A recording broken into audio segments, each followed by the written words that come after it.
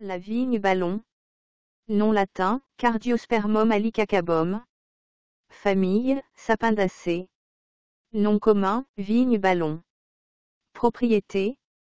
Considéré comme antiphlogistique, analgésique, anti-inflammatoire, réfrigérant sanguin, anti-infectieux, diurétique, émétique, emménagogue, fébrifuge, laxatif, stomachique, sudorifique.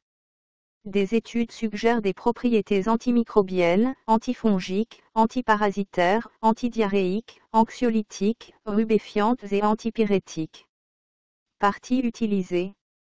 Racines, feuilles. Distribution. Pantropique. Présente dans de nombreuses régions tropicales et subtropicales d'Afrique, des Amériques et d'Asie. Botanique. La vigne ballon est une vigne élancée, herbacée, plus ou moins velue, de 1 à 3 mètres de long. Les feuilles sont trifoliées et mesurent de 5 à 9 cm de long. Les folioles sont ovales à lancéolées et mesurent de 1 à 5 cm de long, avec des bords grossièrement dentés ou lobés. Les fleurs sont petites, blanches et mesurent environ 2,5 mm de long.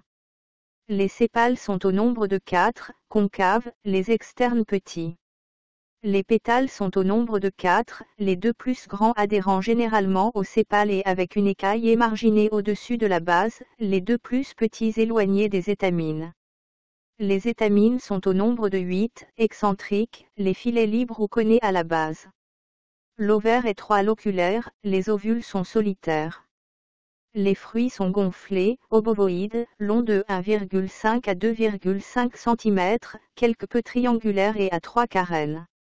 Les graines sont rondes et noires, avec un arille blanc proéminent en forme de cœur à la base. Constituants. Le criblage phytochimique a donné des flavones, des aglycones, des triterpénoïdes, des glycosides, une variété d'acides gras et des esters volatiles. Les métabolites secondaires comprennent les alcaloïdes, les glucides, les protéines, les saponines, la lignine, les stéroïdes et les glycosides cardiaques. Utilisation culinaire.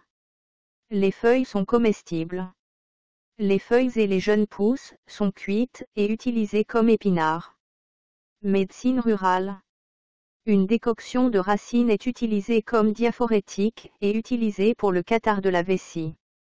Les feuilles sont utilisées en interne comme boisson et comme anti-rhumatismal.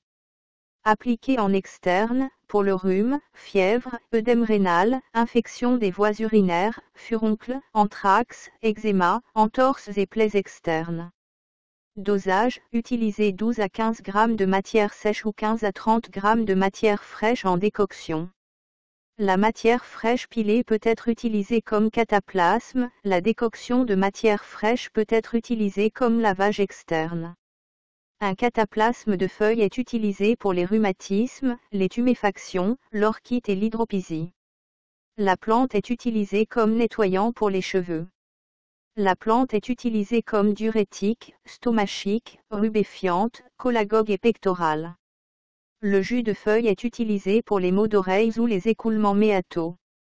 Une décoction de racines et de feuilles est utilisée contre les rhumatismes, les maladies nerveuses, les hémorroïdes, la bronchite chronique et la phtisie, également utilisée pour l'aménorrhée. Les racines sont utilisées comme diaphorétiques, diurétiques et apéritives, émétiques et laxatifs. Les racines seraient utilisées dans le traitement du catarrhe de la vessie et des voies urinaires. Une décoction de racines est utilisée pour les hémorroïdes et l'aménorrhée. Les feuilles frites sont appliquées sur le pubis pour augmenter le flux menstruel en cas d'aménorrhée.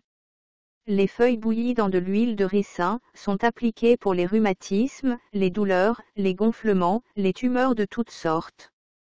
Les feuilles sont également utilisées pour les affections pulmonaires et pour traiter la fertilité masculine.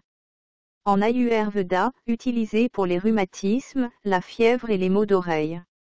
L'huile de graine est considérée comme un répulsif efficace contre les insectes. Autres. On dit que les feuilles sont utilisées pour laver les vêtements et les cheveux. Les graines attrayantes sont utilisées comme perles. Danger, aucun connu.